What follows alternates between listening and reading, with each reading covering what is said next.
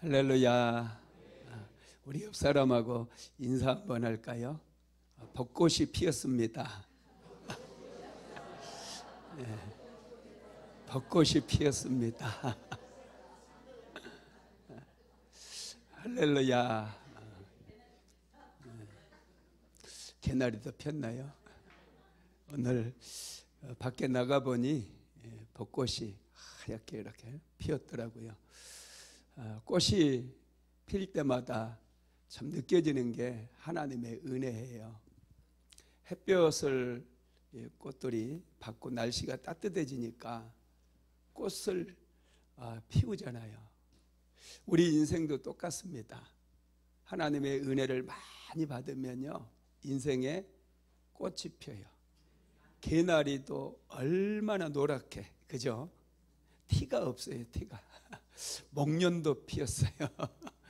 하얗게 피었는데 꽃들을 보면은 얼마나 예쁜지 몰라요. 여러분의 인생에도 꽃이 필 때 사람들은 감동을 받습니다. 꽃 한번 펴보지 못하고 인생을 마친다는 건 참 억울한 일이겠지요. 어떻게 해서든지 우리는 은혜를 받아야 돼요. 은혜 받으면 인생에 꽃이 피게 되고요, 또 풍성한 열매를 맺게 됩니다. 많은 분들이 봄을 좋아해요. 꽃이 많이 피니까. 또 어떤 분들은 가을을 많이 좋아해요. 열매가 맺히니까. 여러분, 인생에 있어서 꽃도 중요하지만 또 열매도 중요합니다. 그런데 꽃이 피어야 열매도 맺을 수 있지 않습니까? 그래서 나무들이 꽃을 피우고 열매를 맺는 것을 보면은 이 햇볕입니다. 햇볕을 잘 받아야 돼요. 햇볕을 잘 받지 못한 나무는 꽃도 안 피우고요, 열매도 없어요. 우리 인생도 하나님의 은혜를 많이 받으면 꽃도 피우고 풍성한 열매를 맺는다는 거 믿게 되기를 바랍니다. 그래서 우리는 은혜 받아야 돼요. 우리 다시 한번 인사합시다. 은혜 받읍시다. 은혜 받읍시다. 오늘은 사도행전 64강입니다. 벨릭스 앞에서 재판받는 바울, 이런 제목입니다. 유대인들은 바울을 암살하려는 계획을 세웠습니다. 사도 바울을 죽이기 전에는 먹지도 않고 마시지도 않겠다고 맹세한 사람이 40명이나 됐어요. 유대인 중에서만.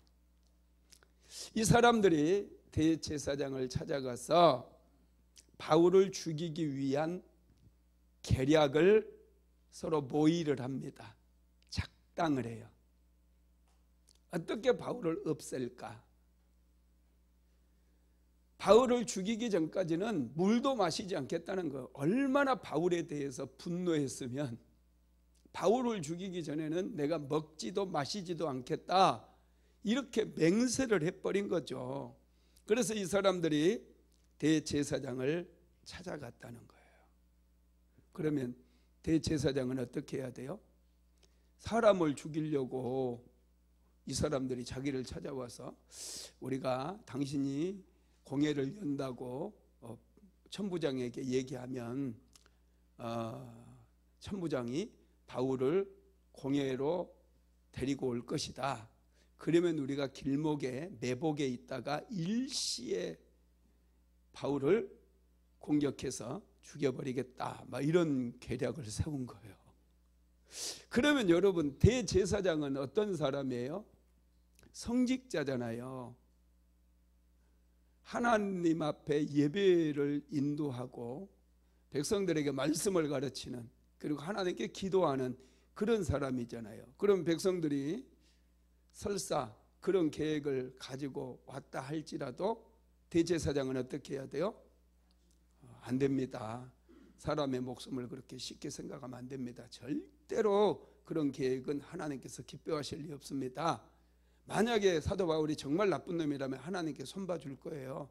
그러니 이런 계획은 아예 세우지도 말고 다 없는 걸로 합시다. 이렇게 해서 보내야 되잖아요. 그런데 대제사장이 어떻게 해요? 그래? 알았어. 내가 천부장에게 얘기해가지고 바울을 이 공회로 데리고 올 테니까 너희들이 숨어 있다가 확.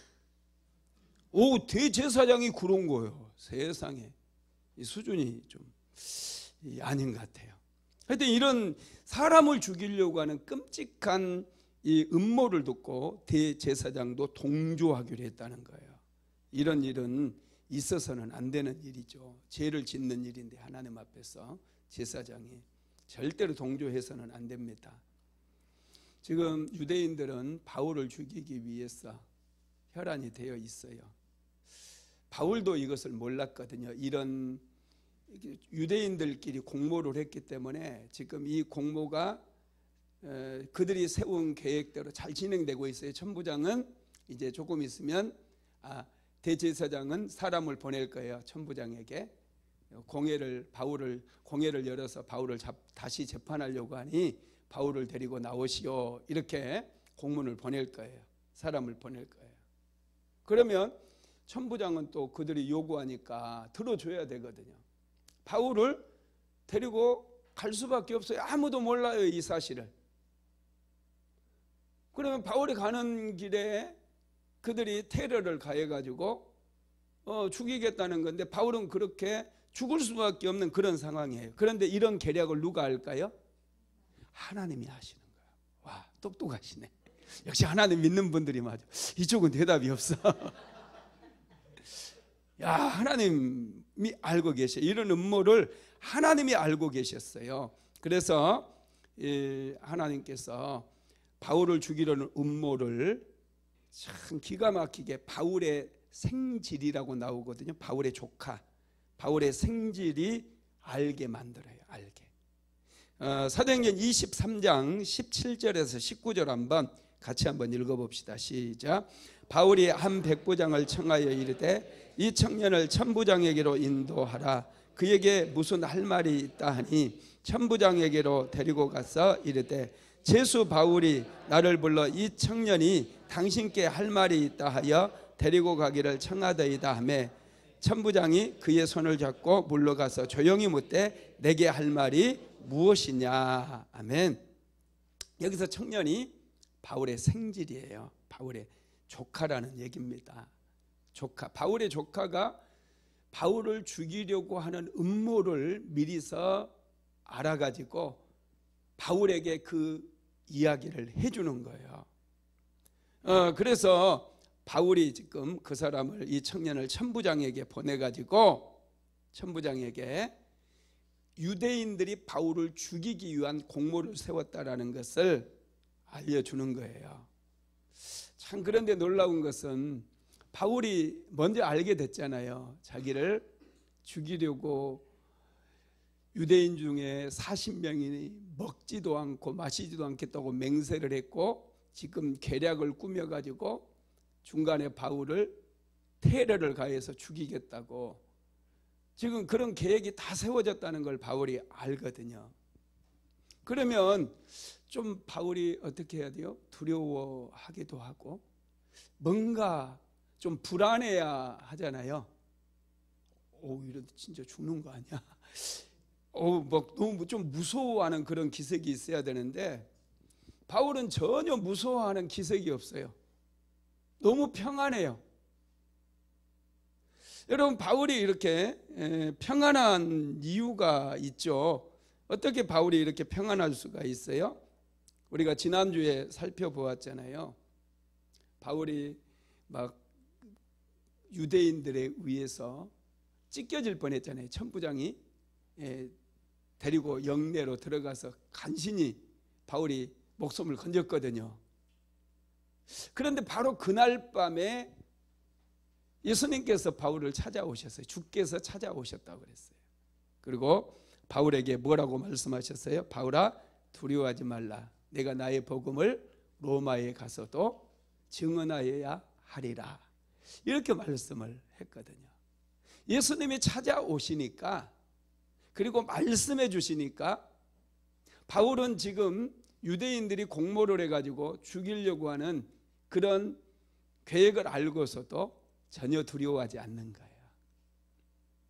그래서 신앙은 체험이다. 제가 지난주에 좀 말씀드렸잖아요. 신앙은 체험이에요. 체험을 하면서 믿음이 성장해요. 여러분, 성경을 많이 읽고 암송하고 그런다고 이게 막 성장하는 거 아니에요. 신기하게 신앙은 한 번씩 내가 하나님의 기적을 경험했다든지 살아계신 하나님을 만났다든지 하나님의 음성을 들었다든지 그러면 신기하게 믿음이 쑥쑥 자라요. 신앙은 여러분 체험이 아주 중요해요. 방언도 받으시고 기도하다가 하나님의 응답도 받으시고 기적도 경험하게 되기를 주님의 이름으로 축복합니다. 바울은 이미 하나님의 음성을 들었어요. 내가 이곳에서 복음을 전한 것 같이 로마에 가서도 증언하여 하리라 말씀을 주신 거예요. 얼마나 은혜가 돼요. 우리가 기도할 때 예수님이 찾아오셔서 이런 말씀 주신다면 얼마나 좋겠어요. 하나님은 지금도 살아계시거든요. 지금도 살아서 역사하시는 분이셔요. 우리가 기도하면 우리의 기도를 들으심을 믿으시기를 바랍니다. 바울의 생질이 천부장을 찾아가서 이제 천부장을 만났고 천부장이 조용한 곳으로 데리고 갔어요. 그래서 나에게 얘기해라 그럽니다. 그래서 바울의 생질이 천부장에게 한 얘기가 사도행전 23장 20절에서 21절까지 기록이 되어 있습니다. 한번 같이 읽어봅니다. 대답하되 유대인들이 공모하기를 그들이 바울에 대하여 저 자세한 것을 묻기 위함이라 하고 내일 그를 데리고 공회로 내려오기를 당신께 청하자 하였으니 당신은 그들의 청함을 따르지 마옵소서. 그들 중에서 바울을 죽이기 전에는 먹지도 않고 마시지도 않기로 맹세한 자 40여 명이 그를 죽이려고 숨어서 지금 다 준비하고 당신의 허락만 기다리나이다 하니. 아멘. 바울의 생질이 정보를 다 입수해가지고 바울에게 먼저 전해줬고요. 바울이 천부장에게 조카를 보내서 천부장에게 지금 유대인들이 어떤 음모를 꾸미고 있는지에 대해서 자세하게 얘기를 하게 합니다. 그래서 내일 뭔가를 물어보기 위해서 바울에게 물어보기 위해서 공회를 열 텐데 그곳으로 바울을 데려오라고 당신에게 청할 거다는 거예요. 천부장에게. 그러면 천부장 당신은 그들의 청함을 따르지 마십시오 그랬어요. 근데 내일이거든. 내일. 와, 이 사람들 굉장히 빨라요. 죄 짓는 데는 사람이 엄청 빠르더라고요. 좋은 일 할 때는 굉장히 망설여요. 이거 우리가 뭐 선교사님들을 후원하고 그럴 때도 선교 헌금을 할 때도 그렇고 좀 망설이거든. 할까 말까. 그런데 나쁜 일 할 때는요 망설임이 없어요. 얼마나 빠르게 죄 짓는 일을 빠르게 하는지 몰라요.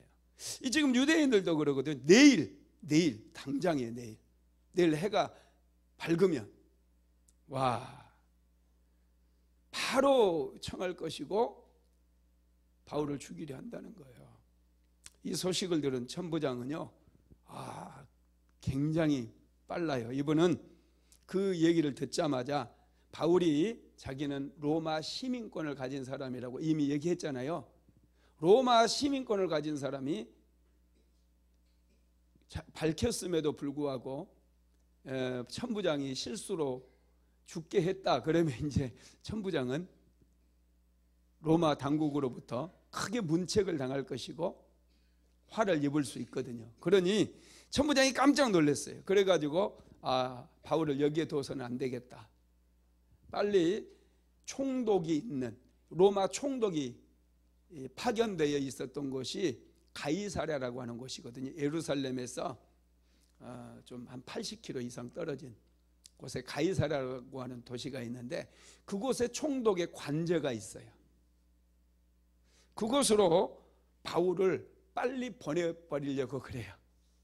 혹시라도 예루살렘에 계속 붙잡아뒀다가는 바울이 유대인들에 의해서 죽을 수도 있잖아요. 그러면 자기가 책임을 져야 될 상황이 생기거든요.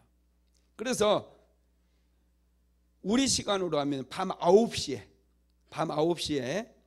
유대인들이 눈치를 채지 못하도록 군대를 동원해 가지고 바울을 급히 밤중에 가이사랴로 호송을 해버립니다. 군인들을 동원할 때도 한 우리 생각에 20-30명 동원할 것 같잖아요. 그런데 이 천부장이 군대를 몇 명을 동원하냐면 보병 200명, 마병 70명, 창을 든 자 200명, 도합 470명의 군대를 동원을 해요.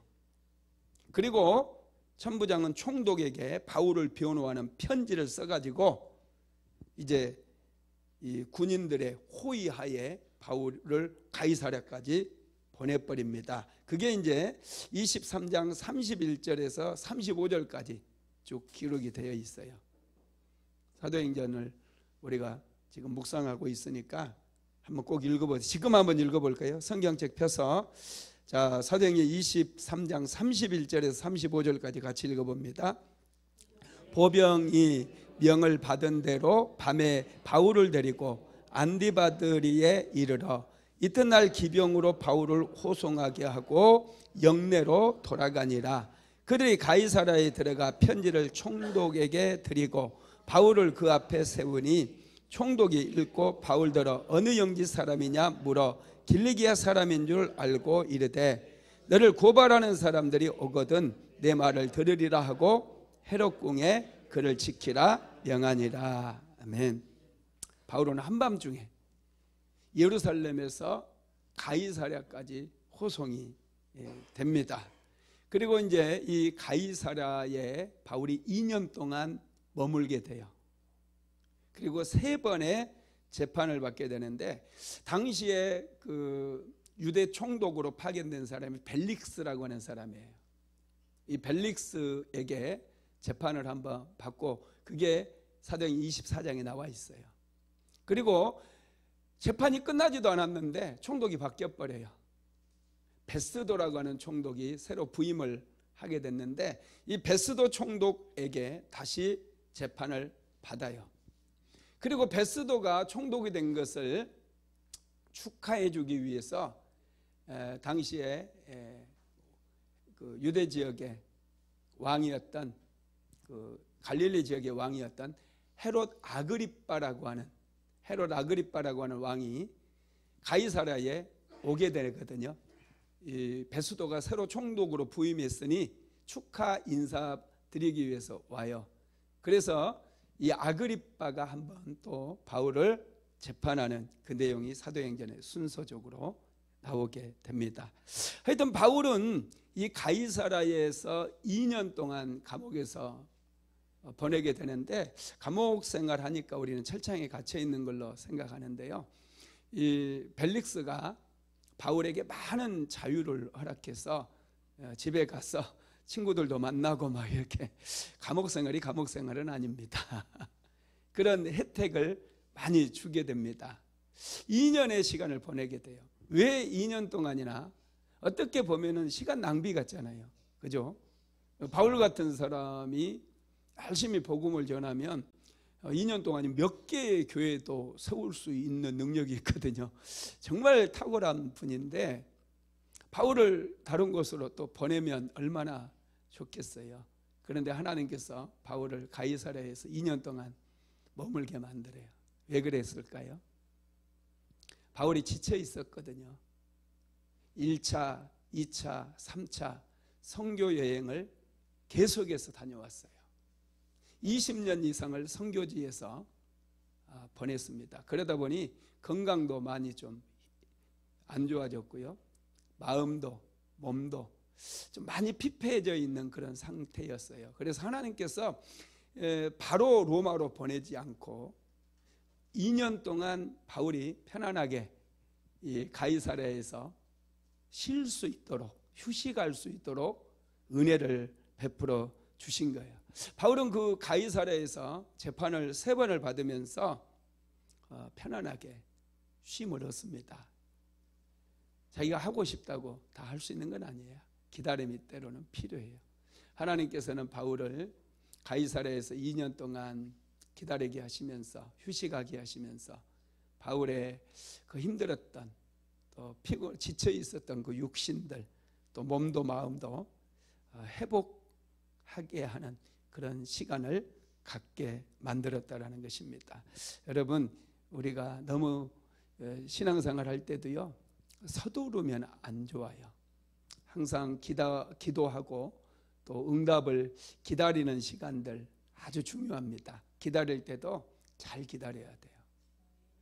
기다리면서 남들하고 싸우고 기도 제목, 큰 기도 제목이 있잖아요. 그럴 때는 좀 근신하면서 다른 사람에게 사랑도 베풀고 은혜도 베풀고 좋은 일도 많이 하면서 그렇게 기도해야 돼요.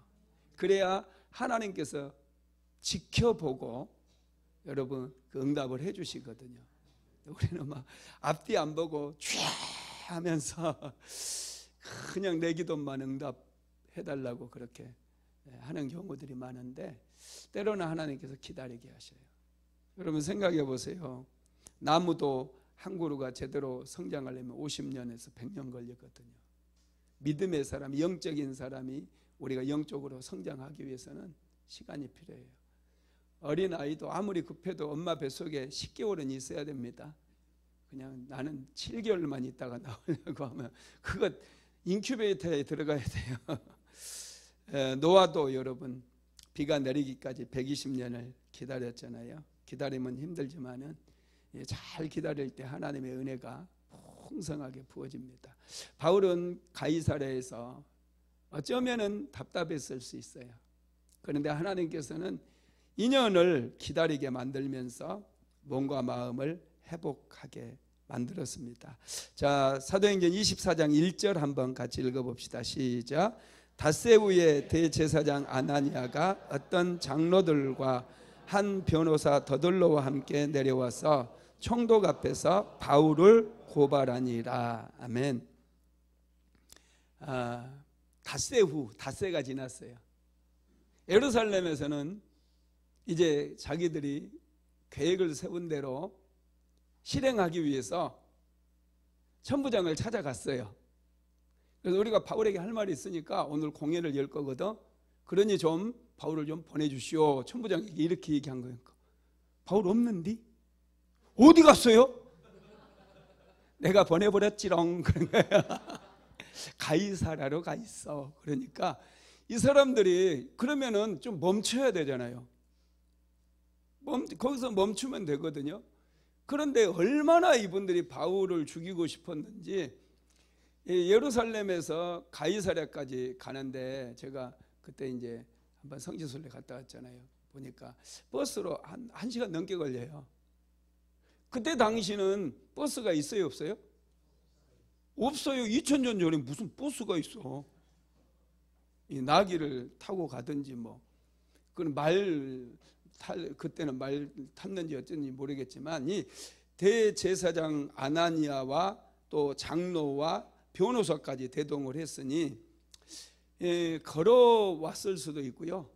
하여튼 그날부터 이제 걸어온 거겠죠. 걸어왔다면 한 80km 이상 되는 거리니까 80km에서 100km 정도 되는 거리니까 예루살렘에서 걸어오면 최소한 한 4, 5일은 걸리거든요. 그러니까 그날 바로 천부장이 보내버렸다니까 씩씩거리면서 이 사람들이 바로 걸어서 이제 그 가이사랴까지 온 거예요. 그래서 닷새 후에 이제 벨릭스 앞에 총독 벨릭스 앞에 찾아와 가지고 고발을 해요. 고발을. 그런데 참 여기 보니까 2000년 전인데 변호사가 있었어요. 대단한 나라죠. 우리나라는 이때 당시 2000년 전이면요, 우리나라가 무슨 시대? 삼국시대 이전이에요. 삼국시대 이전. 그러니까 마한, 뭐 옥저 뭐 그런 나라. 그 위만조선 세워지고 그럴 때 그런 시대인데 이 나라는 로마의 이제 식민지, 로마가 그 정도로 여러분 학문이 발달했고요. 그 그리스 그쪽은 철학도 아주 발전했잖아요. 소크라테스, 플라톤, 아리스토텔레스 이런 사람들의 철학이 굉장히 발전했고, 또 헬라 문화라고 하는 문화가 아주 발전했고, 헬라어가 세계 공용어가 될 정도로 당시에 그쪽이 아주 발전이 되었어요.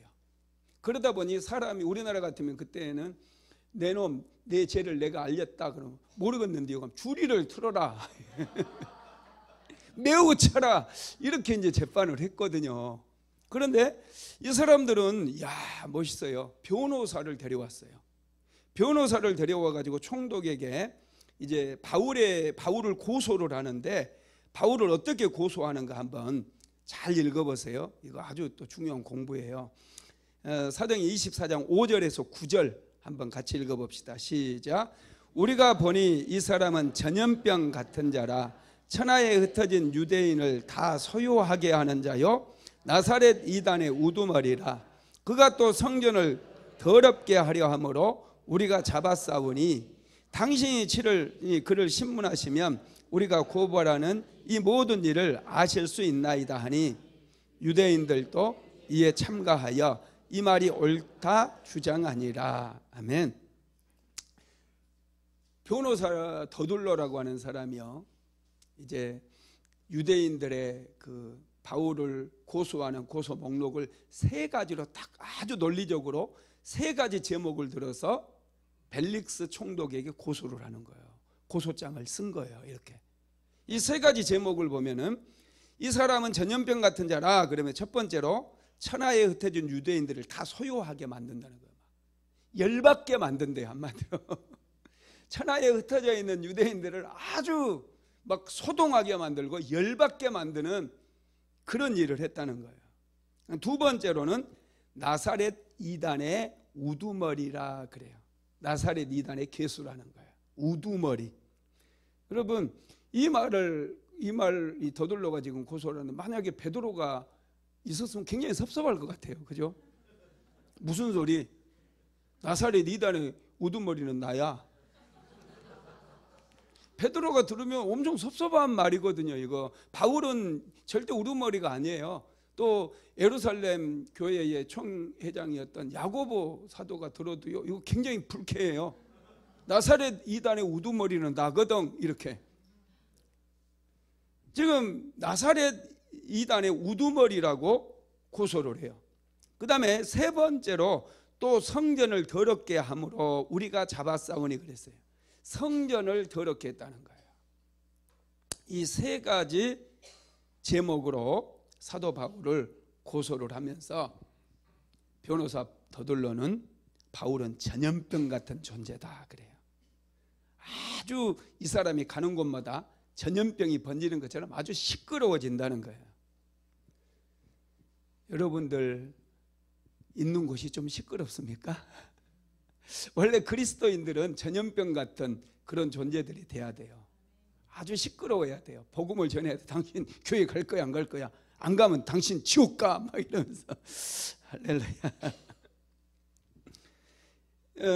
하여튼 더둘러는 이 세 가지 제목으로 고소를 했어요. 그러니까 벨릭스가 들을 때 이건 로마법을, 벨릭스는 로마에서 파견된 총독이기 때문에 로마법을 어긴 거에 대해서 관심이 많거든요. 그런 바울이 로마법을 어겼다고 정식으로 제기하고 공소장이 들어왔다고 한다면 바로 재판을, 바로 형벌을 내려버렸을 거예요. 그런데 지금 보니까 유대인들의 종교에 대한 문제고, 유대인들 자기들끼리 해결해야 될 문제인 거예요. 그래서 벨릭스가 바울에게, 어이 바울, 너도 할 말이 있으면 해봐. 그래요. 변호할 기회를 주는 거예요.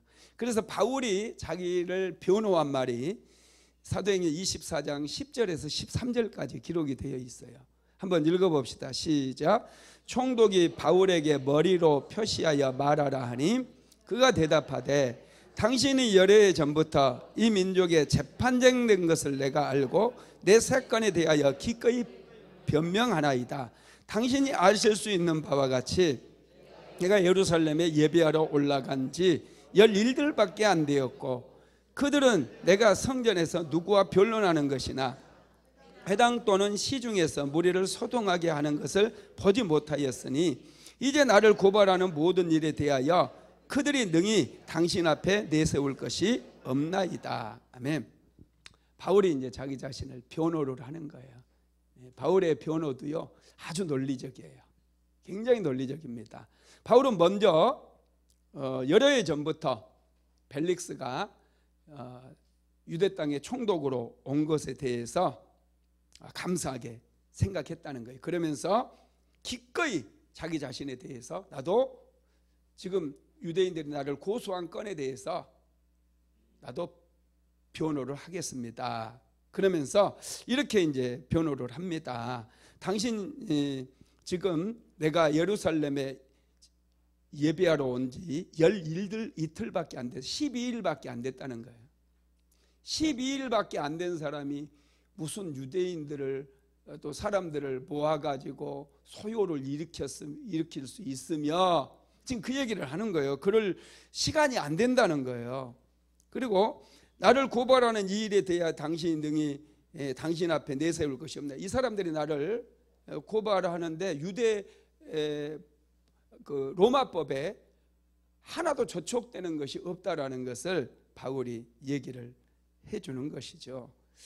그러다 보니 정말 이 벨릭스가 들어도 이건 웃기는 고소고 죄거리가 되지 않는 거예요. 이게 뭐 벌을 내릴 거리가 되지도 않는 것이죠. 바울은 계속해서 자신은 성전에서 누구와도 변론하지 않았다라는 것, 그래서 증인도 없다라는 것에 대해서 계속 얘기를 하거든요. 14절에서 16절도 한번 우리가 찾아서 성경책 찾아서 한번 읽어봅시다. 이게 내가 구절을 안 띄워놔가지고요. 사도행전 24장 14절에서 16절까지 한번 같이 읽어봅니다. 시작. 그러나 이것을 당신께 고백하리이다. 나는 그들이 이단이라 하는 도를 따라 조상의 하나님을 섬기고 율법과 선지자들의 글에 기록된 것을 다 믿으며 그들이 기다리는 바 하나님께 향한 소망을 나도 가졌으니 곧 의인과 악인의 부활이 있으리라 하매니이다. 이것으로 말미암아 나도 하나님과 사람이 되어 항상 양심의 거리낌이 없기를 힘쓰나이다. 바울은 자기 자신이 이제 예루살렘에 올라가서 자기가 했던 일에 대해서 세 가지를 지금 14절에서 16절에서 얘기하고 있어요. 첫 번째가 뭐냐면 나는 내 조상의 하나님을 믿는다는 거예요. 두 번째는 의인과 악인의 부활도 믿는데요. 세 번째는 구약 성경을 믿는다는 거예요. 그런데 지금 이것으로 인해서 자기는 양심의 거리낌이 없다라는 것을 지금 얘기를 하고 있어요. 자기가 거짓말하는 것도 아니고 양심에 거리끼는 일을 하지 않았다라는 것을 얘기합니다. 16절도 한번 읽어봅시다. 사도행전 24장 16절 시작. 이것으로 말미암아 나도 하나님과 사람에 대하여 항상 양심의 거리낌이 없기를 힘쓰나이다. 아멘. 바울은 자신이 예루살렘에서 행했던 일들을 하나하나 낱낱이 다 보고를 또 계속해서 이어서 해요. 바울은 로마법을 어긴 적도 없고 또 누군가를 충동시켜서 소요 사태를 일으킨 것도 없다는 거예요. 그러면서 예루살렘에 올라가서 내가 무슨 일을 했는지를 17절에서 20절까지 쭉 또 나열을 하고 있거든요. 한번 읽어봅니다. 사도행전 24장 17절로 20절 시작. 여러 해 만에 내가 내 민족을 구제할 것과 제물을 가지고 와서 드리는 중에 내가 결례를 행하였고 모임도 없고 소동도 없이 성전에 있는 것을 그들이 보았나이다. 그러나 아시아로부터 온 어떤 유대인들이 있었으니 그들이 만일 나를 반대할 사건이 있으면 마땅히 당신 앞에 와서 고발하였을 것이요 그렇지 않으면 이 사람들이 내가 공회 앞에 섰을 때 무슨 옳지 않는 것을 보았는가 말하라 하소서. 아멘. 여러 해 만에 자기가 외국을 떠돌다가 여러 해 만에 이제 예루살렘에 왔다는 거예요. 그것도 그냥 온 게 아니라 흉년으로 예루살렘의 그 지역에 큰 흉년이 들어서 그 민족들을 구제할 그런 제물을 가지고 왔대요. 그리고 유대인들이 정결 예식을 하는 그런 정결례를 행했고 어떤 모임도 없었고 소동도 없이 내가 성전에서 하나님을 예배하는 모습을 유대인들이 보았다는 거예요. 어떤 일도 없었다는 거예요. 그런데 아시아로부터 그 명절을 지키기 위해서 온 어떤 유대인들이 있었는데 그들이 나를 보자마자 사람들을 충동질해 가지고 나를 죽이려고 오히려 소요 사태를 만들었다는 거예요. 만약에 그들이 내가 자기들에게 뭔가 피해를 준 일이 있다면은 마땅히 공회 앞에 섰을 때 그것을 얘기를 했어야 되는데 그러지 않았다라는 것을 얘기를 하고 있는 것입니다. 여러분, 그리고 만약에 정말 내가 그들에게 잘못을 했다면 그들이 뭘 직접 와가지고 내가 그들에게 무슨 악한 일을 행했는지를 그들이 직접 고소해야 되지 않겠습니까? 이렇게 벨릭스 총독에게 하소연을, 자기를 변호를 하는 것입니다. 참 바울의 이 자신을 변론하는 것도요 정말 탁월해요. 아주 논리적으로 변론을 잘하는 모습을 봅니다. 이제 벨릭스 총독이 양쪽의 의견을 다 들었어요. 고소하는 유대인 그 대제사장 아나니아와 더보들로가 바울을 고소하는 그 제목도 들었고 바울이 자기 자신에 대해서 변론하는 것을 다 들었어요. 그리고 나서 이제 최종적인 판결을 내립니다. 그 판결이 사도행전 24장 22절에서 23절까지 기록이 되어 있어요. 같이 한번 읽어볼까요? 벨릭스가 이 도에 관한 것을 더 자세히 아는 거로 연기하여 이르되 천부장 루시아가 내려오거든 너희를 처결하리라 하고 백부장에게 명하여 바울을 지키되 자유를 주고 그의 친구들이 그를 돌보아 주는 것을 금하지 말라 하니라. 아멘. 벨릭스가 유대교의 이런 관습에 대해서 아주 잘 안다는 거예요. 더 자세히 안대요. 그래서 이제 벨릭스의 고민은 여기 있는 거예요. 벨릭스가 유대 총독이기 때문에 유대인들의 비위를 또 맞춰야 되거든요. 그냥 자기 마음대로 무죄 판결을 내려버리면 유대인들이 들고 일어나면 또 벨릭스 총독이 문책을 당할 수 있어요. 소요 사태가 일어나면 이 식민지에서 소요 사태가 일어나면 총독이 문책을 당하게 되거든요. 그래서 총독이 아주 골치 아픈 거예요, 이게. 그래서 바울의 무죄 판결을 바로 내려줘야 자기가 볼 때는 이게 로마법에 저촉되지 않는 일이기 때문에 무죄 판결을 내려야 되는데 이게 유대인들의 눈치를 보느라고 무죄 판결을 내리지를 못해요. 그래서 유예 판결을 내립니다. 이 도에 관한 것을 더 자세히 아는 거로 연기하여 이르되 천부장 루시아가 내려오거든 이 일을 처결하리라 그래요. 천부장 루시아가 부르지 않으면 올까요? 안 올까요? 안 오죠. 총독이 천부장 루시아를 부를까요? 안 부를까요? 안 부르죠. 바로 이거예요, 이거. 그래서 지금 유대인들의 참 기가 막히죠. 유대인들이 지금 흥분해 가지고 왔는데 그냥 유예 처분을 내린 거예요. 나중에 판결하겠다. 천부장 루시아가 오면은 내가 그 얘기를 들어보고 정확한 판결을 내리겠다. 이렇게 판결을 딱 내린 거예요. 그러면 이제 언제 다시 재판이 열려요? 천부장 루시아가 와야만이 재판이 열리는 거야. 그러면은 예루살렘에 있었던 대제사장이나 장로들 이런 사람이 가이사랴까지 왔는데 이 사람들은 체류 비용이 많이 들잖아요. 그러니까 예루살렘으로 가야 돼요, 안 가야 돼요? 내려가야 돼요. 언제 재판이 다시 열릴지 모르니까 내려가야 돼요. 그래서 이제 재판이 그냥 유야무야 되는 거예요. 그러면서 천부장 루시아는 바울이 죄가 없는 걸 알았기 때문에 바울을 지키되 자유를 주고 그의 친구들이 그를 돌보아 주는 것을 금하지 말라. 자유를 줬다는 거예요. 그리고 친구들이 먹을 것도 주고 와서 같이 놀고 그래도 절대로 상관하지 말아라. 이렇게 병사들에게 지시를 한 거예요. 야, 여러분 정말 놀랍지 않습니까?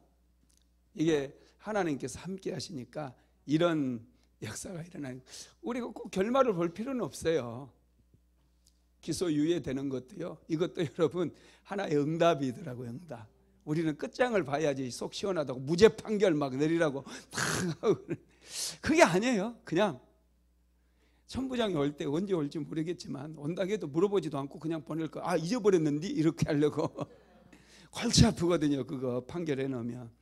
그래서 이 재판 때문에 바울이 세 가지의 축복을 받게 되는데요. 첫 번째가 바울이 무죄로 석방되면 살해 위험이 계속 기다리고 있거든요. 그런데 누가 바울을 보호해요? 총독의 군인이 바울을 보호해 주는 거예요. 바울이 자유를 얻어서 어디 가면 군인이 경호원으로 따라가야 돼요. 야, 이거 정말 좋지 않습니까? 바울을 보호해 주는 거예요. 이 유대인들이 바울을 어떻게 할 수 없도록 바울을 지켜주는 보호를 받게 돼요. 그래서 바울은 감옥에 갇혔지만은 많은 자유를 얻을 수 있었어요. 두 번째로는 감옥에서 복음을 전하는 축복을 얻게 돼요. 바울이 군대의 보호를 받으면서 자유롭게 그곳에서 복음을 전합니다. 무려 2년 동안 쉬면서 기도하면서 성경 쓰면서 바울이 죄수들에게 또 군인들에게 복음을 전했다는 거예요. 그 다음에 세 번째로는 총독. 바울이 언제 총독을 만나겠어요? 얼마나 총독이, 여러분 로마 총독이 높은 줄 아세요? 우리나라도 일정 시대가 있었잖아요. 그때 우리나라 총독으로 온 사람들 어마어마했거든요. 왕보다 더 군림했거든요. 우리 같은 사람 가서 총독을 좀 만나러 왔다 그러면 아마 웃을 거예요. 그냥 쫓아내버리죠. 근데 사도 바울은 제수의 신분으로 갇혔는데 그곳에서 총독을 자주 만나는 거예요. 총독을. 그래서 총독에게 복음을 전하게 돼요. 야, 놀랍죠? 자, 사도행전 24장 24절로 25절 같이 읽어봅니다. 수유리의 벨릭스가 그의 아내 유대 여자 드루슬라와 함께 와서 바울을 불러 그리스도 예수 믿는 도를 듣거늘 바울이 의와 절제와 장차오는 심판을 강론하니 벨릭스가 두려워하여 대답하되 지금은 가라. 내가 틈이 있으면 너를 부르리라 하고. 예, 총독에게 총독을 만나는 것은 여러분 이건 대단한 거거든요. 바울이 예루살렘에 있을 때도 총독을 만날 수 없어요. 가이사랴에 바울이 그냥 갔다고 해도 절대로 총독을 만날 수 없어요. 근데 감옥에 있으니까 재판을 한번 받았잖아요. 그러니까 벨릭스가 자기 부인까지 데리고 와서 바울을 만나요. 근데 바울이 그 사람들에게 복음을 전했다니까요. 예수 믿는 도를 듣거늘 그러면서 의와 절제와 장차오는 심판에 대해서 바울이 전했다는 거예요. 야, 여러분 우리가 어떻게 의롭게 될 수 있어요? 예수를 믿음으로 의롭게 되죠. 예, 그래요. 예수 믿어야 당신은 죄인이다. 예수 믿어야 당신이 의롭게 되어지고 당신은 하나님의 자녀가 될 수 있다. 이 복음을 전한 거예요. 여러분 그것뿐만 아니라 하나님의 백성들은 어떻게 살아야 되는 것까지도 가르쳐요. 삶에 대해서도 얘기해요. 절제해야 된다. 이 땅에서 내가 총독이라고 해서 누릴 거 다 누려버리면 안 된다. 당신에게 권세가 주어졌다 할지라도 하나님의 사람들은 절대로 그 권세를 다 쓰는 게 아니다. 이거에 대해서 절제에 대해서 가르쳤다는 거예요. 참 놀랍죠. 그 다음에 세 번째는 뭐에 대해서요? 심판에 대해서 가르쳤다는 거예요. 여러분 심판이 있다는 건 믿으십니까? 여러분 심판이 있어요. 예수님께서도 심판에 대해서 마태복음 25장에 대해서 심판에 대해서 말씀을 하셨거든요. 마태복음 25장 31절로 33절 한번 읽어볼까요? 인자가 자기 영광으로 모든 천사와 함께 올 때 자기 영광의 보좌에 앉으리니 모든 민족을 그 앞에 모으고 각각 구분하기를 목자가 양과 염소를 구분하는 것 같이 하여 양은 오른편에 염소는 왼편에 두리라. 아멘. 양과 염소를 구별하고 여러분 심판의 때 염소들은 영원히 꺼지지 않는 지옥불에 떨어지게 된다고 분명히 마태복음 25장에서 말씀을 하고 있습니다. 마태복음은요 계속해서 여러분 사람을 구별을 해요. 먼저 마태복음 3장 12절에서 알곡과 쭉정이로 구별하고요. 마태복음 7장에서요 반석 위에 집을 지은 지혜로운 사람과 모래 위에 집을 지은 어리석은 사람을 구별을 해요. 그리고 마태복음 13장에는 알곡과 가라지를 쭉정이로 여러분 구별을 합니다. 그 다음에 마태복음 25장에서는 기름을 준비한 지혜로운 다섯 처녀와 기름을 준비하지 못한 어리석은 다섯 처녀를 이렇게 구분을 하는 거예요. 여러분, 왜 성경이 이렇게 사람을 구분을 하느냐면 심판이 반드시 있다는 것을 우리에게 가르쳐주기 위해서. 히브리서 9장 27절 한번 읽어봅시다. 한 번 죽는 것은 사람에게 정하신 것이요 그 후에는 심판이 있으리니. 여러분, 심판이 있다라는 걸 알아야 돼요. 그래서 우리가 예수 믿는 거 은혜고 축복이에요. 예수 믿으면 믿음으로 인해서 심판을 받지를 않아요. 믿으시기를 바랍니다. 말씀을 마무리하겠습니다. 바울은 가이사랴에서 2년을 보냅니다. 이제 그곳에서 벨릭스의 재판을 한번 받게 되고요. 벨릭스의 재판이 끝나고 나면은 베스도가 이제 벨릭스의 후임으로 다시 유대 총독으로 부임하게 되는데, 이 베스도로부터 또 재판을 받게 됐죠. 여러분, 우리도 언젠가는 하나님 앞에 서야 될 때가 있다라는 거 항상 기억하셔야 돼요. 그리고 하나님은 지금도 살아서 역사하신다는 거. 바울은 가이사랴로 호송되어 갔지만 하나님께서 함께 하셨어요. 그러다 보니까 감옥에서도 자유를 얻게 되고 오히려 복음을 전할 수 있는 축복을 누리게 된 거예요. 바울에게 있어서 복음 전하는 것만큼 큰 기쁨이 어디 있겠어요. 바울은 신나게 병사들에게 또 제수들에게 복음을 전했고요. 그리고 심지어는 벨릭스 총독과 그의 부인에게까지 복음을 전하는 그런 은혜를 누리게 되었다라는 것입니다. 저와 여러분도 어디 있든지 복음을 전하는 그런 삶을 살아가게 되기를 주님의 이름으로 축복합니다. 고마우신 하나님,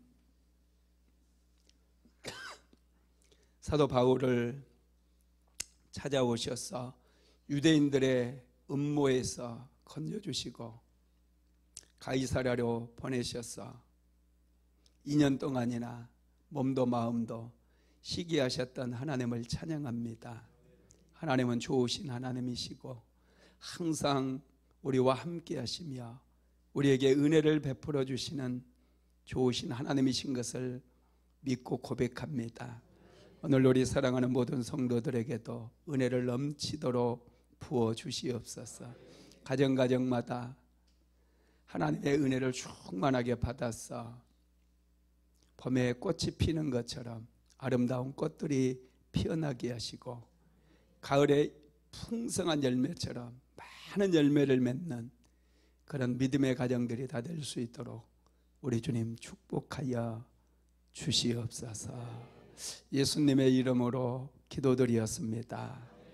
지금은 우리 주 예수 그리스도의 무한하신 은혜와 아버지 하나님의 극진하신 사랑하심과 보혜사 성령 하나님의 감동감화 충만케 하시는 역사가 우리에게 은혜를 주시는 하나님을 만나기를 간절히 소망하는 하나님의 모든 권속들이에 사랑하는 순복음 안디옥교회 모든 성도들 머리머리 위에 이제로부터 영원토록 함께 있을지어다. 아멘.